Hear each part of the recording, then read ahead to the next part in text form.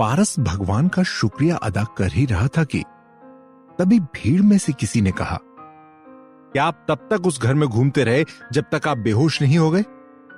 यह सवाल सुनकर पारस ने याद किया कि वो स्केरी हाउस के अंदर कितना डर गया था। अगले ही पल पारस पसीने से तरबतर हो गया और उसने कुछ नहीं कहा, लेकिन उसके चेहरे को देखकर साफ तौर पर पता चल रहा था कि वो हद से ज्यादा डरा हुआ था। तभी ध्रुव ने उसे पानी की बोतल देते हुए कहा, ये लो, पानी पियो। वहीं तान्या योग माया को लेकर बाहर आ रही थी, लेकिन लॉन में आने से पहले योग माया सीढ़ियों पर ही बैठ गई। योग माया को देखकर ऐसा लग रहा था जैसे कि वो गहरे शॉक में हो। लॉन में खड़े लोगों ने जब योग माया की ऐसी हालत देखी तो वो सारे लोग बिना स्केरी हाउस के अंदर गए ही बहुत ज्यादा डर गए। जब योग माया स्केरी हाउस के अंदर गई तो वो काफी खूबसूरत और अट्रैक्टिव लग रही थी, पर अब उसके बाल बिखरे हुए थे, चेहरे का रंग उड़ा हुआ था और उसकी आंखें जो पहले कॉन्फिडेंस से चमक रही थी, उन आंखों में अब डर साफ दिख रहा था। साथ ही डर से योग माया की आंखों से आंसू बह रहे थे। तान्या ने योग माया को पानी की बोतल दी, लेकिन बोतल लेते हुए भी उसके हाथ बुरी तरह से कांप रहे थे। तभी भीड़ में से किसी ने कहा, आप तो कहती थी कि आपने लाशें देखी है, तो आप डर क्यों गई? किसी और ने कहा, और इस लड़के ने ऐसा क्या देख लिया जो ये बेहोश हो गया? इस बात से ध्रुव भी परेशान था। उसे पता था कि इस तरह पारस का बेहोश होना उसके बिजनेस के लिए ठीक नहीं था। इससे उसके स्केरी हाउस की बैड पब्लिसिटी हो जाती और वहां लोगों के आने के चांसेस और ज्यादा कम हो जाते। तान्या ने बाहर आने से पहले अपना मेकअप साफ कर लिया था, इसलिए लोगों को स्केरी हाउस के अंदर क्या स्केरी है ये बात समझ नहीं आ रही थी। तभी ध्रुव ने लोगों से कहा, आप लोग शोर मत मचाइए, सब ठीक है। हमारी थीम ही लोगों को डराना है, तो हम लोगों ने इस थीम के अकॉर्डिंग ही काम किया है ना। तभी ध्रुव के चाचा गोपाल रस्तोगी भी वहां पहुंच गए। उन्होंने ध्रुव का वायरल वीडियो देख लिया था और उसी के बारे में बात करने वहां पहुंचे थे, लेकिन वहां पहुंचते ही उन्हें ध्रुव भीड़ के सवालों से घिरा हुआ दिखाई दिया। पारस को देखते ही गोपाल ने पूछा, क्या हो गया? ये लड़का बेहोश कैसे हो गया? गोपाल को वहां देखकर पहले तो ध्रुव हैरान रह गया, फिर उसने कहा, चाचा जी लगता है इन्हें हीट स्ट्रोक लगा है। तभी पारस ने इधर उधर देखा और अपने आप में बड़बड़ाने लगा, वो शीशा, वो कांसे का शीशा। ये सुनते ही लोग फिर से फुसफुसाने लगे, क्या इस पर भूतों का साया पड़ गया है? लोगों को कानाफूसी करते देख ध्रुव ने कहा, अब प्लीज आप लोग शांत हो जाइए। ध्रुव को इस बात का डर था कि पारस के साथ अंदर कुछ ऐसा हुआ होगा जो नॉर्मल नहीं था, जैसे उसके साथ पिछले 2 दिन से हो रहा था। लेकिन ध्रुव बचपन से इसी तरह के माहौल में पड़ा बड़ा था, इसलिए उसे इस हद तक डर नहीं लगा था। अभी ध्रुव को किसी भी कीमत पर इस स्थिति को संभालना था। तभी पारस ने कहा, मैं अब ठीक हूं। हालांकि पारस को देखकर ऐसा लग नहीं रहा था कि वो ठीक था, लेकिन वो सबके सामने अपना मजाक नहीं बनाना चाहता था, इसलिए उसने झूठ कहा। तभी गोपाल ने पूछा, पर तुम बेहोश कैसे हो गए थे? पारस ने अपना सर खुजलाया और बोला, मुझे नहीं पता, पर जब मैं एक कांसे के शीशे के सामने गया तो वहां कुछ तो हुआ और मैं बेहोश हो गया। मुझे याद नहीं एग्जैक्ट वहां क्या हुआ था। जैसे ही उसने ये कहा, गोपाल ने ध्रुव की तरफ देखा और बोले, ये कांसे के शीशे का तुम्हारे स्केरी हाउस के साथ कोई लेना देना है? ध्रुव हड़बड़ाकर बोला, अब हाँ, मैं देखता हूं ऐसा क्यों हुआ। पारस की कांसे के शीशे वाली बात ने ध्रुव को कंफ्यूज कर दिया था। उसे पिछली रात वाली घटना याद आ गई, जब उसकी गुड़िया ने शीशे के सामने आकर ध्रुव को बचा लिया था।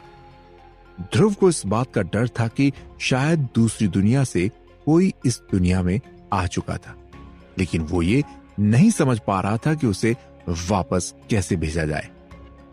तब गोपाल ने कहा, तुम अपने स्केरी हाउस में क्या चीज इस्तेमाल करने वाले हो और उसके बारे में तुम्हें खुद ही पता नहीं। ये सुनते ही ध्रुव बड़े धर्म संकट में फंस गया और सोचने लगा, अब मैं सबको कैसे बताऊं कि इस घर में कोई और मौजूद है, और अगर बता भी देता हूं तो कौन विश्वास करेगा। फिर मेरा ये स्केरी हाउस तो बंद होगा ही, साथ में मुझे भी मेंटल हॉस्पिटल भेज दिया जाएगा। तभी ध्रुव को एक आइडिया आया। उसने पारस के कंधे पर हाथ रखा और बोला, एक नया आइडिया है, मैं इस पर काम कर रहा हूं। कल रात ही मैंने इस पर एक्सपेरिमेंट किया था, पर इसके कुछ नियम हैं। अगर आप लापरवाही से खेलेंगे तो आप फंस सकते हैं। अब मुझे लगता है आपसे कोई गलती हुई होगी, इसलिए आप फंस गए। डरो मत, स्केरी हाउसेस में ऐसी घटनाएं होती रहती हैं। इतना कहते ही ध्रुव वहां खड़े लोगों की तरफ मुड़ा और बोला, और कौन एक्सपीरियंस करना चाहता है? लोगों के बीच से आवाज आई। एक मेडिकल का छात्र डर कर बेहोश हो गया और दूसरा डर कर अपनी जुबान भी नहीं खोल पा रही है। और तुम पूछ रहे हो कि कौन एक्सपीरियंस करना चाहता है? नहीं करना हमें एक्सपीरियंस। वहां मौजूद लोग सच में डरे हुए थे। अब ध्रुव परेशान होकर सोचने लगा, जब मेरा घर डरावना नहीं था तो लोग इसके डरावने नहीं होने के लिए गाली देते थे, और अब जब ये डरावना है तब भी यहां आना नहीं चाहते। अब क्या करूं मैं? ध्रुव को गुस्सा आ रहा था, पर उसने खुद पर कंट्रोल करते हुए कहा, ठीक है, मैं आज टिकट पर डिस्काउंट 60% देता हूं। अब बताइए कौन आना चाहेगा? तभी भीड़ में से एक अधेड़ उम्र के आदमी ने हाथ उठाया और बोला, मुझे एक टिकट दो। लोग हैरानी से आंखें फाड़कर उस आदमी की तरफ देख रहे थे। उस आदमी की उम्र लगभग 55 साल थी। ध्रुव भी उत्साहित हो गया और उसने पूछा, क्या आप अकेले ही अंदर जाना चाहेंगे? उस बूढ़े आदमी ने हाँ में अपना सर हिलाया। ध्रुव ने उस आदमी को स्केरी हाउस के नियम समझाने के लिए जैसे ही बोलना शुरू किया, वो आदमी टिकट लेकर तेजी से स्केरी हाउस के विपरीत दिशा की तरफ बढ़ने लगा। ध्रुव पीछे से चिल्लाया, सुनिए, गेट इस तरफ है। उस आदमी ने कहा, मैं जानता हूं। कहते ही वो स्केरी हाउस के पीछे एक खाली जगह पर गया और उसने अपनी टिकट की फोटो खींची और उसी वक्त उसे सोशल मीडिया पर अपलोड कर कैप्शन लिखा, आज मैंने कर दिखाया मेरी स्केरी हाउस की सफल विजिट। ये देखकर वहां खड़े दर्शक हैरत में पड़ गए और आपस में कहने लगे, ये आदमी स्केरी हाउस के अंदर नहीं गया और दुनिया को दिखा रहा है कि इसने डर को जीत लिया। फोटो अपलोड करते ही उस आदमी को कमेंट्स भी आने लगे। अब वो किसी की परवाह किए बिना कमेंट्स के जवाब देने में बिजी हो गया। वहां खड़े सभी लोग उस आदमी को देखकर हंसने लगे। तभी उनमें से एक लड़का ध्रुव के पास आया और बोला, मुझे भी एक टिकट चाहिए। तभी एक और आया, उसने कहा, अब मुझे 2 दीजिए। कोई घर के अंदर नहीं गया, पर बहुत सारे टिकट बिक चुके थे और जब भीड़ वापस गई तो ध्रुव के पास अच्छा पैसा आ चुका था। ये देखकर वो बहुत खुश था। तभी पास में खड़ी तानिया उत्साहित होकर बोली, सर, ये हमारे इस महीने की सबसे ज्यादा कमाई है। ये बोलते हुए तानिया की आवाज से खुशी साफ तौर पर झलक रही थी। ध्रुव ने भी हंसते हुए कहा, हाँ तानिया, आज तो हमने किसी तरह से ये सब मैनेज कर लिया है, पर अगर हमें अपना बिजनेस बढ़ाना है तो आगे से हमें और भी अधिक सावधान रहने की जरूरत है। ये कहते ही उसने एक नजर मेडिकल के छात्र पारस और प्रोफेसर योग माया की तरफ देखा।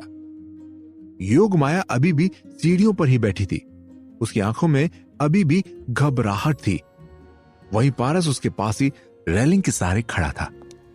ध्रुव उनके पास गया और बोला, क्या अब आप बेहतर महसूस कर रहे हैं? पारस ने धीमी आवाज में कहा, हाँ, मैं ठीक हूं। मेरी वजह से आपको परेशानी हुई, इसके लिए सॉरी। जैसी पारस ने यह कहा, ध्रुव ने उसके कंधे पर हाथ रखा और बोला, ये स्कैरी हाउस है, यहां ये सब होता रहता है। तभी योग माया ने ध्रुव की तरफ अजीब नजरों से देखा और पूछा, मेरे मन में 2 सवाल हैं, क्या मैं पूछ सकती हूं? ध्रुव ने सम्मान के साथ कहा, जी मैम, जरूर पूछिए। तब योग माया उस आईने वाले सीन को याद करते हुए बोली, मुझे यह बताइए कि मैंने इस लड़की का चेहरा आईने में देखा था। पर ये बाद में मेरे पीछे कैसे आ गई? ध्रुव ने मुस्कुराते हुए कहा, ये इल्यूजन का कमाल है। एक्चुअली वहां एक नहीं बल्कि एक के पीछे एक 3 मिरर्स हैं। मिरर में हमने लड़की की फोटो डाली है, जिसे लाइट और स्पेशल इफेक्ट डालकर उसमें जिंदा होने का एहसास कराया जाता है। ध्रुव ने विश्वसनीय तरीके से अपनी बात रखी। इसमें वो एक्सपर्ट था। ये सुनकर योग माया ने संतुष्टि में अपना सर हिलाया और फिर बोली, दूसरा सवाल, ये लड़की जिंदा कैसे है जबकि इसे देखकर लगता है ये एक लाश है? मैं ह्यूमन एनाटॉमी पर रिसर्च करती हूं और मैं लाशों के बारे में गहराई से जानती हूं। यह चेहरा एक लाश का है, पर यह जिंदा है ऐसा कैसे? ध्रुव ने जब योग माया की यह बात सुनी तो उसे टास्क पूरा करने पर गिफ्ट में मिले पेंटिंग स्किल की याद आ गई। उसने मुस्कुराते हुए कहा, मैम, ये और कुछ नहीं है, बस मेकअप स्किल्स का कमाल है। ये हमारे स्कैरी हाउस का सीक्रेट है, इसे हम बता नहीं सकते। ये सुनते ही योग माया ने गहरी सांस ली और चुप हो गई। वो मन ही मन सोचते हुए बोली, इस लेवल का स्किल तो बहुत सस्पिशियस है। ध्रुव बात को आगे नहीं बढ़ाना चाहता था, इसलिए उसने कहा, अगर आप ठीक महसूस कर रहे हैं तो मैं माफी चाहूंगा। मुझे अभी बहुत से काम निपटाने हैं, इसलिए मैं अंदर जा रहा हूं। इस तरह ध्रुव ने इनडायरेक्टली उन दोनों को वहां से जाने का इशारा कर दिया। पारस और योग माया के जाने के बाद ध्रुव अकेला ही कंट्रोल रूम में चला गया। उसके मन में उथल पुथल चल रही थी। वो इस बात को लेकर परेशान था कि आखिर पारस के साथ आने वाले रूम में क्या हुआ होगा। ध्रुव ने स्कैरी म्यूजिक को बंद किया और सर्विलांस कैमरे की रिकॉर्डिंग को चेक करने लगा। वीडियो देखते ही ध्रुव के मुंह से निकला, ओ माय गॉड, ये क्या है? ये वीडियो देखकर ध्रुव के रोंगटे खड़े हो गए। बेचैन होकर ध्रुव बार बार उस वीडियो को प्ले करने लगा। वीडियो रिकॉर्डिंग में साफ दिख रहा था पारस घबराया हुआ कमरे में गया, लेकिन कांसे के शीशे के सामने जाते ही वो एकदम शांत हो गया। फिर वो शीशे की तरफ एक टक देखने लगा। अचानक पारस ने अपना बायां हाथ उठाया और शीशे के पास जाने लगा। ऐसा लग रहा था जैसे कि कोई जबरदस्ती शीशे के अंदर से उसका हाथ अंदर खींच रहा हो। पारस शीशे के पास लगभग चिपक गया था और तभी पीछे से शादी की ड्रेस पहने तान्या वहां आ गई। अचानक शीशे में कुछ चमका और तुरंत ही पारस बेहोश होकर जमीन पर गिर गया। तभी ध्रुव के मन में एक ख्याल आया, इसका मतलब तान्या के आने से पारस बच गया। ध्रुव ने वीडियो को बार बार देखा। उसने महसूस किया कि यह सब 30 सेकंड के अंदर हो गया था। ध्रुव सोचने लगा, मुझे कुछ करना होगा, मुझे इस चीज से निपटने का तरीका खोजना होगा, इसे खत्म करना होगा, नहीं तो मेरे बिजनेस को नुकसान हो सकता है। अब ध्रुव के लिए स्कैरी हाउस के सारे आईने एक चुनौती बन गए थे। उसे नहीं पता था कि वो स्कैरी चीज कौन से आईने में होगी और ना ही उसे ये पता था अब उसे क्या करना है। कंट्रोल रूम से उठकर ध्रुव प्रॉप रूम में गया और वहां से कुछ काले कपड़े के टुकड़े लेकर जब वो वापस कंट्रोल रूम में लौटा तो उसने देखा कि वहां तान्या सामान समेट रही थी। अगले ही पल ध्रुव कंट्रोल रूम में लगे कांसे के आईने को काले कपड़े से ढकने लगा। ये देखकर तान्या हैरान हो गई और उसने पूछा, सर, ये क्यों कर रहे हैं आप? तान्या का सवाल सुनकर ध्रुव ने बहाना बनाते हुए कहा, अब ये अगले थीम के लिए जरूरी है, इसलिए तुम इस कपड़े को आईने के ऊपर से मत हटाना जब तक मैं ना कहूं, समझ गई?